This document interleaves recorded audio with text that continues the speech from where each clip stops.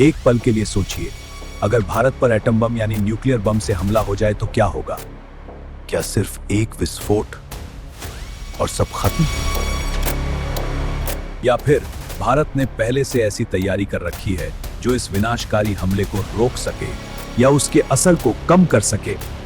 आज की वीडियो में हम साफ साफ समझेंगे न्यूक्लियर मिसाइल अटैक क्या होता है, भारत उसे पहले कैसे डिटेक्ट करता है, कैसे हवा में ही रोक सकता है, और अगर विस्फोट हो भी जाए तो देश कैसे खुद को संभालता है। यह सिर्फ हथियारों की कहानी नहीं है, यह है सर्वाइवल और प्रोटेक्शन सिस्टम की कहानी।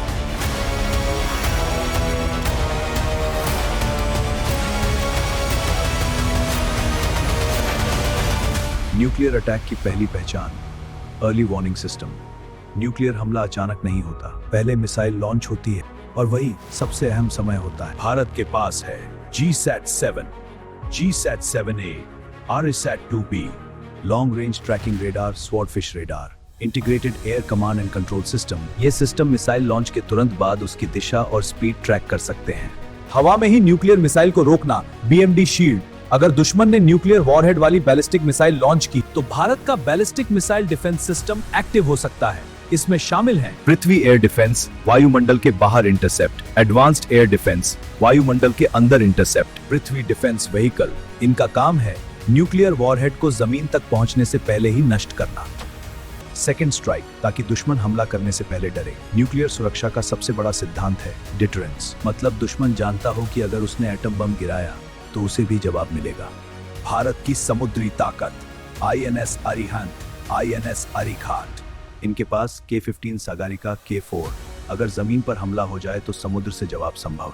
जमीन से लंबी दूरी की मिसाइलें, भारत की लंबी दूरी की मिसाइलें, अग्नि 2, अग्नि 3, अग्नि 4, अग्नि 5। अगर विस्फोट हो जाए तो civil protection system. Nuclear bomb का असर सिर्फ विस्फोट नहीं होता, हीट, शॉकवेव और रेडिएशन भी खतरा होते हैं।